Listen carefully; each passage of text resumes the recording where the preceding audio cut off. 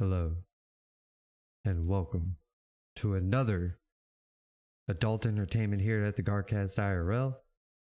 I am your humble host and guardian, Main. Well, I should say Hunter Main, not Guardian Main. So, tonight's episode is we are actually at 97 this evening. Hell yeah. And of course, let me switch over to this. What's good, everybody? Hope everybody's doing awesome tonight. We're actually going to be discussing about the ViDoc that Bungie has pushed out for us today. And I'm sure everybody's already watched it. Since what we're going to do is I'm going to go ahead and just play it through, and then we'll kind of go over everything, the kind of different things, kind of react to different stuff. So, and if you like, hit me up in the live chat while we do all this so I can interact with y'all. And all right. But before we do me a favor, hit that like button, hit that subscribe button if you're new here. I'd greatly appreciate it. You know, if anything, let me earn your subs and your likes. So that way, and at any point in time, if you feel like there needs to be some sort of improvements to my stream or whatever the case may be, let me know about it and we can discuss that. So let's go ahead and do this. I'm gonna go ahead and pause the music. And I apologize if you can hear my dragon in the background. He is losing his mind. Okay. So we're going to go ahead and look at this and see what's all going on. I have already watched this, so this is not me going in blind or anything. I've watched it a couple times, trying to see if there's anything that I've noticed, but lots of good stuff coming. So all right, let's go ahead and get to it.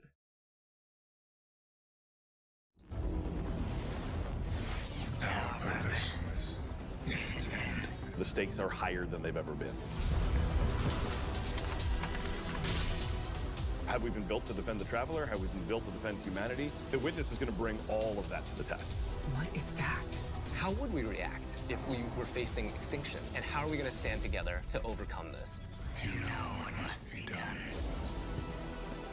We were created for this moment, to deal with this conflict, to solve for this enemy.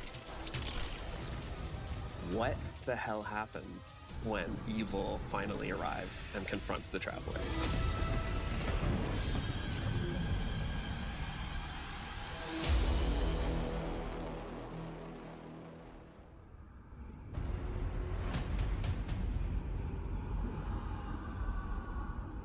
The Traveler is threatened.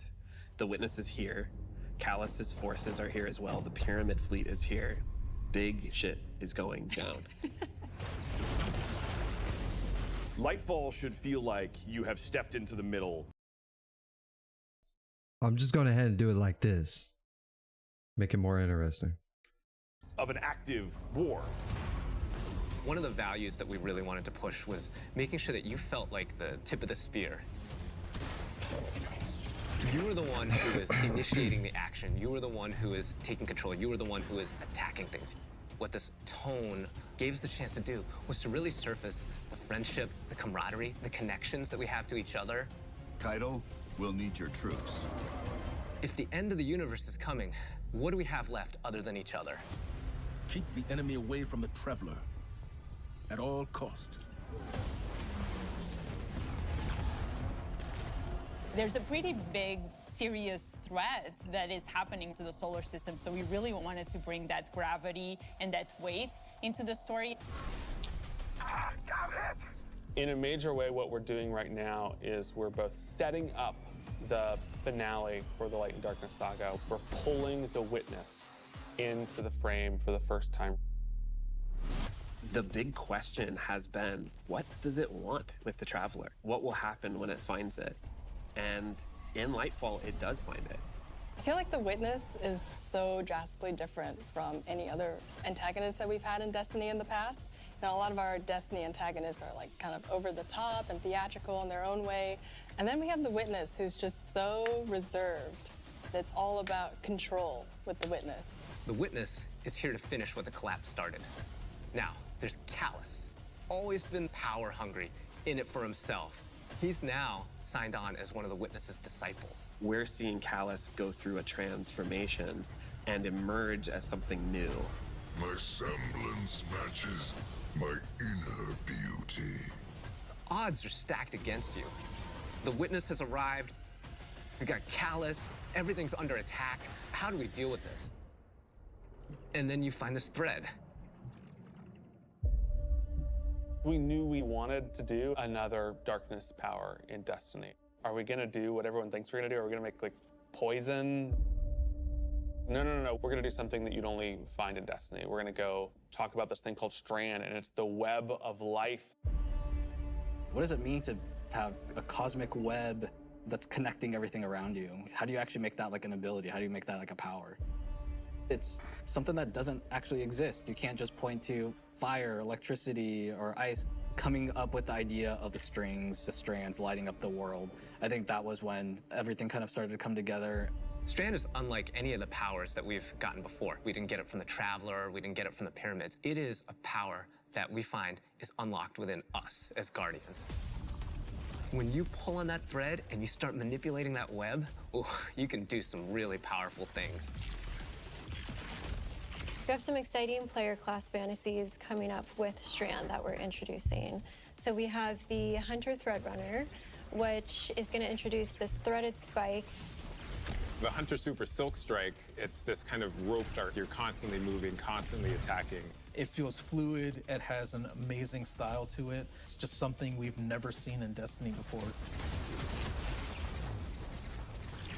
And then there's the Titan Berserker, and the name is pretty fitting. The Titan Super is Blade Fury, where you weave these giant blades onto your hands. You have a melee attack that you can kind of combo indefinitely, and then you have your heavy attack, which sends out these suspending waves.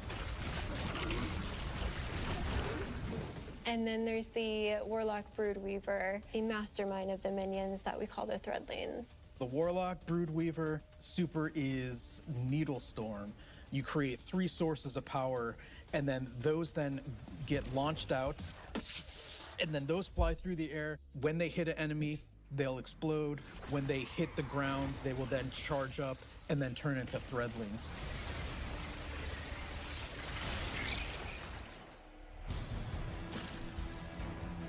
All the classes will have access to a grappling hook. When you select that, that takes up your grenade slot. It was a hard challenge because, like, how can you make this idea of swinging through the world equivalent to a grenade? And so designers came up with this idea of a grapple melee. The grapple melee is incredibly powerful. I grapple onto an enemy, which stuns them for a second. And then when I get there, I grapple punch, blow them all up, and start shooting, and then the unravel projectiles are flying all over the place. All that stuff coming together was magic for me. Oh my God, that's Destiny?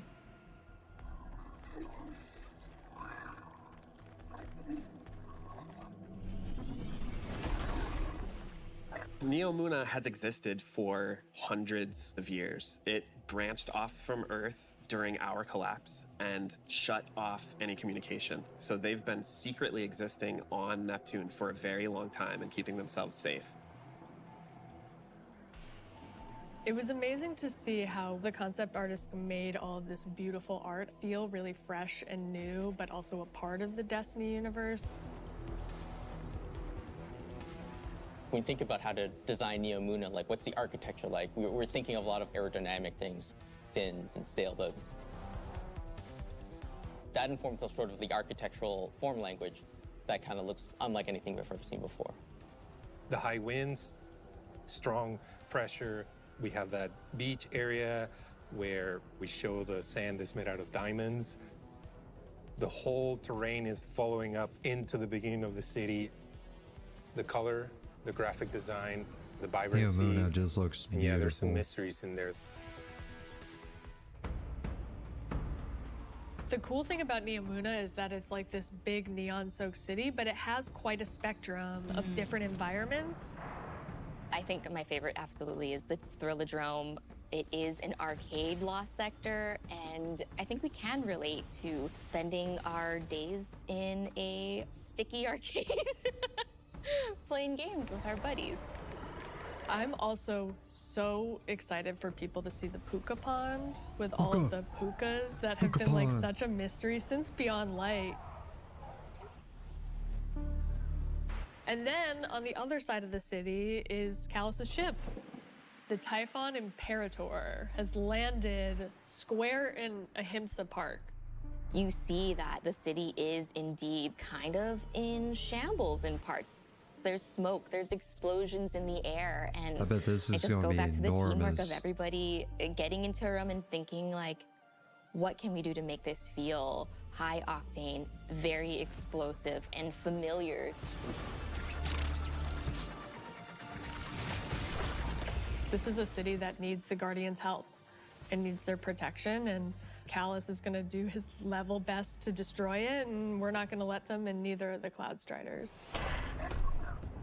There's a lot new about Lightfall. We have this new location, and it has these new personalities that come along with it. They're defenders of this city, and they have new perspectives that we really haven't seen in characters in Destiny, and that's taking the form of the Cloud Striders, Nimbus and Rohan. I understand what's at stake, Lightbearer. Far better than you. Rohan is the grizzled old veteran who's too old for this shit. And Nimbus is the young rookie. Nimbus is learning on the job. Nimbus was definitely a favorite of ours to animate. They're so boisterous and fun-loving and a little smug, but super confident in their abilities. The Cloud Striders, bottom line, are cool. Nimbus, on your stakes!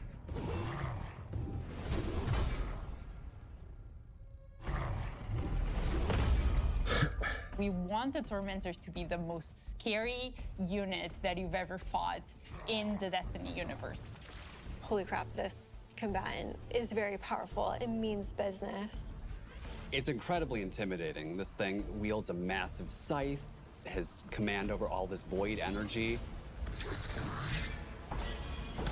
The tormentor guys are can gonna be grab nuts. you, and that's something we've never really done before with the boss. Throws out the scythe, has the player in his hands. And in those moments for Dark Harvest, we actually do things with audio to make it feel even more intimate, where we duck out all the background sound. So you really have this intimate moment with this terrifying creature grabbing you. Yes. Wreck my body. Let's get intimate. Lightfall and Season of Defiance are two sides of the Destiny coin. And so on the Lightfall side, we have crazy neon cities going on an adventure far away, sort of bombastic action fantasy. On the Season of Defiance side of the coin, it's a story that's much more closer to home. Season of Defiance is about the ground war on Earth. Callus's forces are invading, and we're defending Earth. We're freeing prisoners. Go, now. We're trying to protect the last city, but much more directly and under much more threat than we have seen in a long time. You're working with Petra, you're working with Devram, you're working with all these people that you know that are close to home and that are battling for the real thing you're trying to save.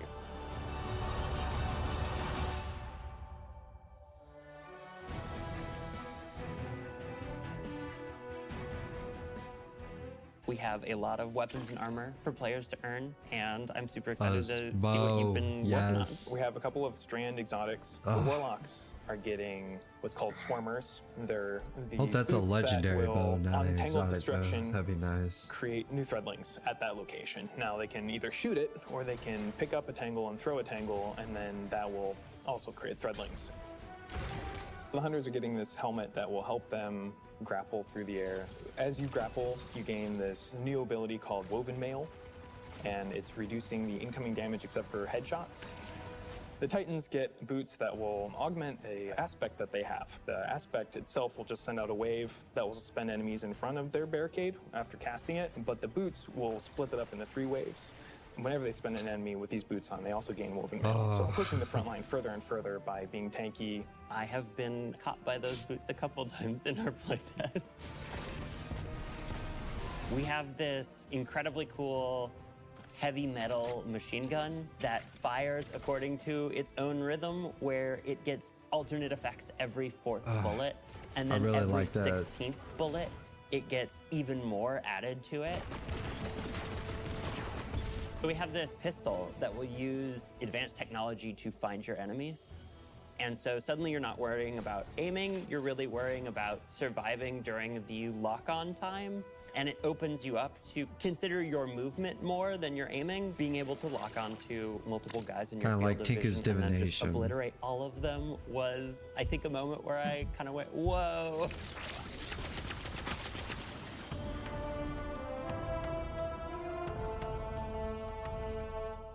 We're introducing a ton of new features that are designed to make sure that the player experiences are as good as they Hang on can a be. second. I think one of the things we're most excited about are loadouts and what we're calling build crafting 2.0, which is the system of both, hey, let's make it more understandable to how you make a build, and then let's allow you to save that build and quickly swap between them. When we started the process of figuring out how we are going to improve build crafting, one of the things that we knew we needed to do was make it easier to go from, I have never done any build crafting, to I'm really engaged in this system. When we engaged with the UI team and we said, we need to improve this experience, they came back with, well, what if we did a build management screen and let you see your whole build on one screen? It's all in one place. You can see it, you can read it, you can learn.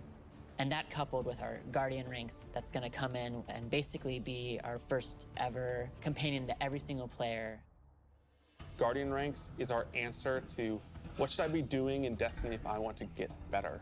You have this track that tells you what you should be doing. We're really excited for players to start diving into that system along with combinations, a way to finally say thank you to players that you've been playing with. We think all of this stuff is coming together to bring this more cohesive relationship between our players. When we think about the future of Destiny, we think there's so much more to discover. We're just on the coast right now. We want to get into the heart of this continent. We are walking to our 10-year anniversary of Destiny, and Destiny being such a core part of our players' lives. We just want to keep building Destiny. We've been talking about this antagonist to the Traveler for so long. In Lightfall, we get to spend time with the Witness in a way that we haven't yet. We're paying off storylines that have been coming together and been building for years. More questions will certainly arise. We have this finale with the final shape that's coming right after Lightfall, where we're closing down the Light and Darkness saga. But Destiny is far from over. This universe is about more than the conflict between the Traveler and the Pyramids, and we want to show you new ways to explore it. We want to show you new things to discover in the universe, because we think that Destiny has a lot to offer, and Lightfall is the catalyst for that. It's high stakes, thrilling action, all at the same time, pushing the Destiny story to places it's never been before. Love it. Okay. So that was basically the ViDoc. It was 16 minutes. I'm just going to let it kind of play through. Just kind of let it, you know, just kind of keep going. And let me play some music for y'all. There you go. No. There you go. Now you got some music. All right. Okay, so there's a lot going on, just back and forth, and I'm almost wondering, like, I'm trying to imagine how big Neomuna is going to be, and it sounds to me it's going to be quite large. And I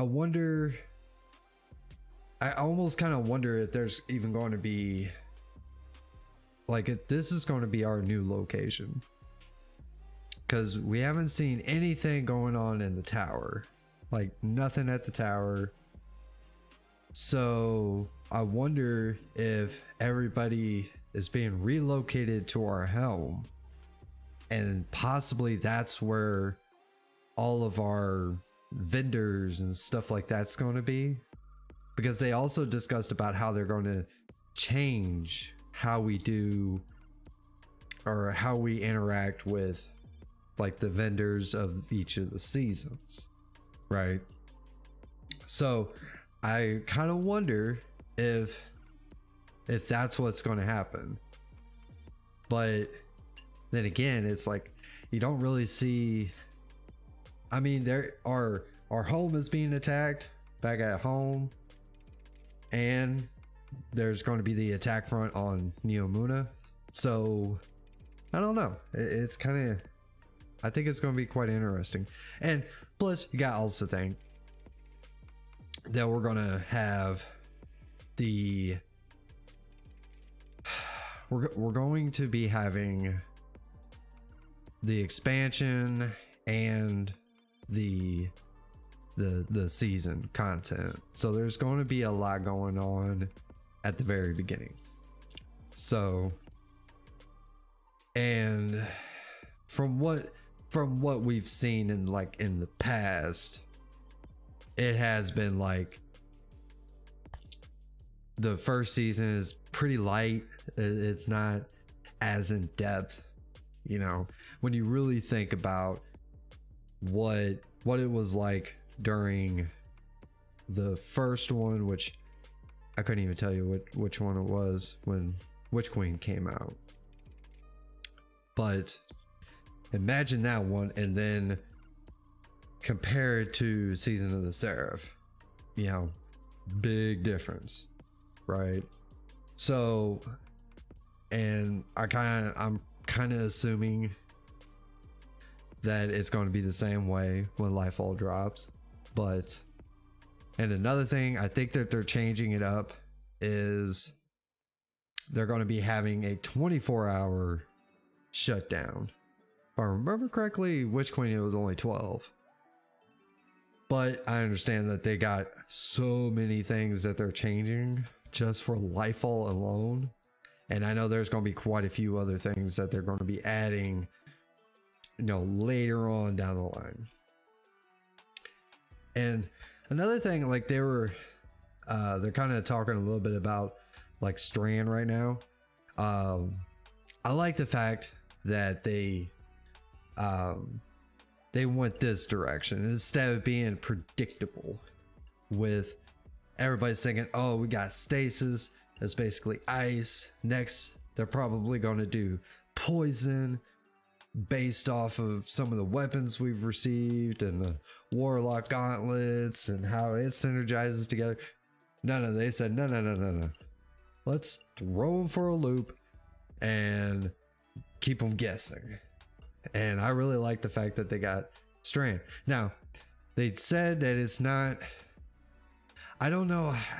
The only thing I don't understand is how Strand, like I understand they said Strand works with it being a part of us. It's something that as us Guardians that we're able to bring out, right? It's not darkness. It's not so it's not from the pyramids, it's not from the traveler, but I guess it's still darkness, I'm guessing.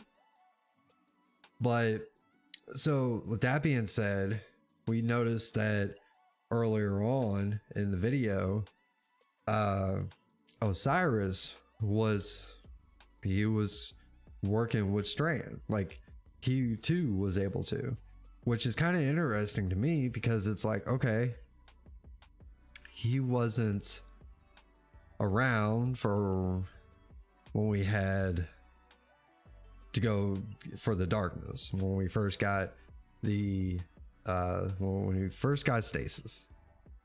And but like they said, it comes out of you for the fact that you're a guardian. So I'm actually just trying to figure that one out myself. But yeah, so stasis looks awesome. I love the direction that they're going with. I did watch a video earlier today about how they're putting in like basically forced completion, where you can literally, I think it's either you skip levels within the campaign or you can just auto complete the campaign. However, you won't be able to receive any of the extra perks, right?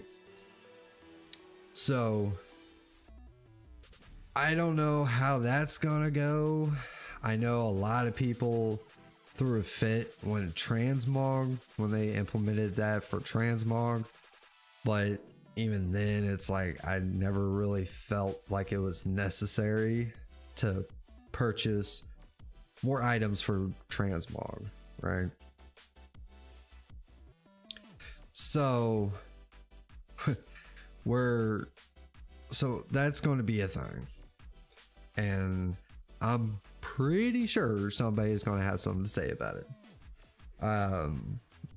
Hopefully it's not going to be like nefarious. I'm sure it's not. But yeah, so that's going to be a thing. We're also getting loadouts, which I think is really awesome. And I have actually some build videos I'm going to be putting together, and I have a formula on how to release them, and I think you guys will really enjoy this. And unfortunately, if you haven't been here in my previous streams where I talked about it, this is where I'm going to really get in depth with hunters. Well, just hunter. I only have one character. I don't have time to be able to manage 3. So but yeah, that's going to be a thing. And hopefully maybe somewhere down the line I can get somebody else that is a Titan main and a Warlock main to kind of follow along with me, and then we can work together. You know, I would work together with 2 other people, right? And that'll be, you know, later on down the line. So so be sure to keep an eye out for that. Let's see. Oh, and what I call the social credit score, I'm a little iffy about that. Yeah, like some people, they say that this is not something exactly new, apparently. So in some other games they do the same thing. If I remember correctly, I think Anthem did that as well. It's either that it did or it automatically did it for you. I can't remember, to be honest. But if I remember correctly, that's how it went down. But yeah, I kind of call it the social credit score. So when you can grade other players, and I think when it comes to after Lightfall drops, and Bungie has already stated that next season is going to be Season of the Deep. That's the name of the next season after the when Lightfall drops, and Season of the Delinquent. I believe that's it. Season of the Delinquent, and then it's going to be Season of the Deep. and they already stated that basically they're not raising the light level cap anymore. They're after that when Season of the Deep. So kind of looking at that, it looks like our power level is going to stop at 1600. That's going to be the max. And I kind of wonder if the only real thing that people are going to be chasing, because people will still want to see some sort of leveling up progress, right? But I'm trying to think that maybe it's the social credit score method way that they're going to do it. I don't know. It seems like with some of the missions that you're able to do, like the like this most recent season activity, the matchmaking activity, where they kind of set you at a certain cap of difficulty, and it ends up being a little more difficult, and it's just that right difficulty. Like, it's not like a strike. It doesn't feel like just another strike, something that you could just blow right through it so easily. And maybe that's how it's going to be for a majority of our activities. But if they're going to be stopping the power cap or the power light level, I kind of wonder, what are they going to do about the leveling then? The leveling system. Maybe one other way is, since we have the artifact, maybe, and they have it where you can unlock all the mods with the artifact, and I'm pretty sure that's sticking around. So if they stop it at, let's say, 1600, and then there's no more raising that up, I wonder if it's just mainly going to be focused on your artifact. You know, you're leveling that piece up. So it's just one thing that's leveling up your progress. They would obviously, I'm sure they're going to have to make it a little more streamlined. Not the way it is as of right now. You know, it'd be very difficult to try to convince somebody that they got to get to a certain light level with using the artifact the way it is right now, and it's got to be like some ridiculously high amount or something.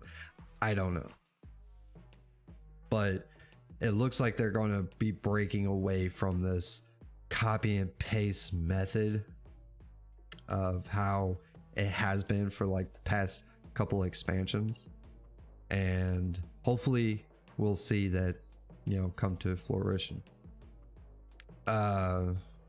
So, but back to the video itself, they showing like these, you can do everything on the same screen when it comes to like your loadouts, all your mods, your weapons, all the good stuff. And they're taking away the whole element for each of your armor pieces, so you don't have to worry about having certain armor mods that only go with this certain one.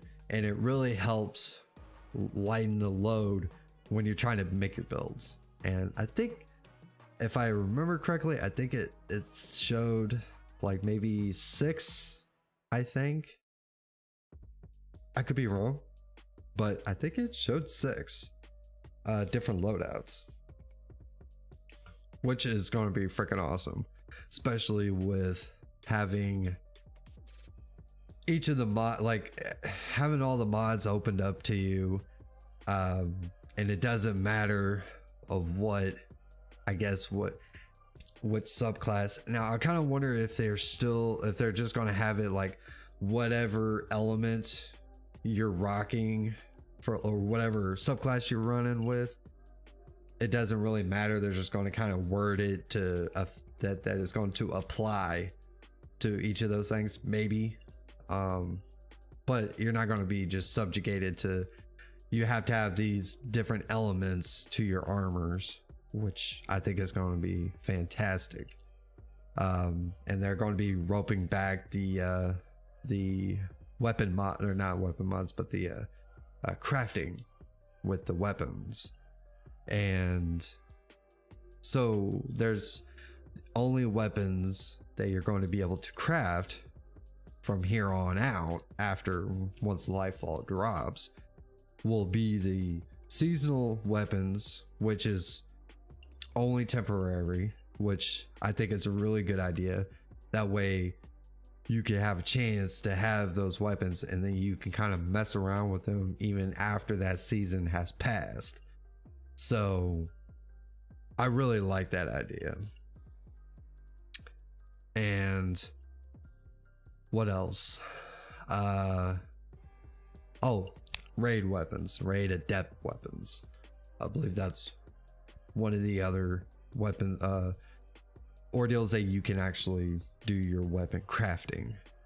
So, but yeah, so the ViDoc was awesome. I was trying to watch a little bit of it throughout the day while I was at work, and it seems like there's so much action going on. Bungie, let's get some dog fighting going. All right, let's make that a PvP mode. Everybody else is talking about sparrow racing. No, I want to take it to the sky, baby. I want to take it to the sky. I want dog fights in our ships, and get, that would be a lot of fun. Just pick an area and let's just battle it out. I don't think they'll ever do that. That'll never be a thing. I guarantee it. But now the supers and grappling, I love we're able to see how much you can literally grapple to someone's sparrow while you're going. And I didn't see, like, normally when you have a grapple, it looks like it you get closer and closer and eventually it breaks off. Like there's a timer to how long you can grapple. But I really hope if this works out really good and we could see other supers later on down the line, which I'll assume we're definitely going to have one more darkness subclass. So, and I really hope they start really leaning into being able to synergize with each other.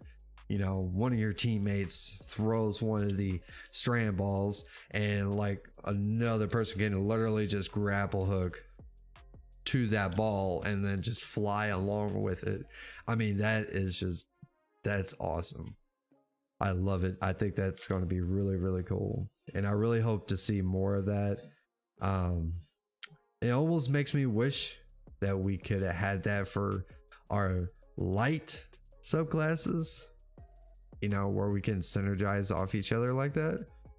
But I got a feeling we're not going to see any of that until like Destiny 3, because eventually, whenever they're done with the light and dark saga story, they're definitely going to be moving on to other things, but continuing the story of Destiny, which I'm here for it. I am here until the fucking wheels fall off. So, and the strand is it's beautiful. I love it. I'm not much into green, but I like this. I love the concept. Now, here's another thing. It already passed, but I noticed in that one photo, it was showing like, I guess, different ideas, because it looked like Strand, like it looked like one of the hunters was holding like a Strand staff instead of like the rope dart. So I wonder what's all going there. Is Bungie going to add more to the subclass later on down the line? kind of like how with our light subclasses, we have, you know, something new, you know, or we have different, like what, 2 or 3, yeah, 3 of each of our subclasses, you know, for Void, Solar, and Arc. You have 3 different selections. So I wonder if they're going to do that with Strain as well. But then you got a problem, because if they do that, what about Stasis? You know, you only have like one specific super for Stasis. I mean, it's not like our light based subclasses. So I kind of wonder if they're just going to stick with just one for this or what. I don't know. But anywho,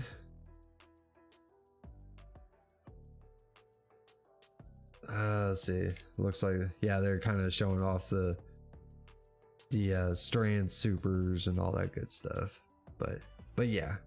Okay, so I think we kind of got a good idea. I would highly recommend, if you're wanting a more detailed, more in-depth description of everything going on from that VidDoc, definitely check out Astrocross, his video.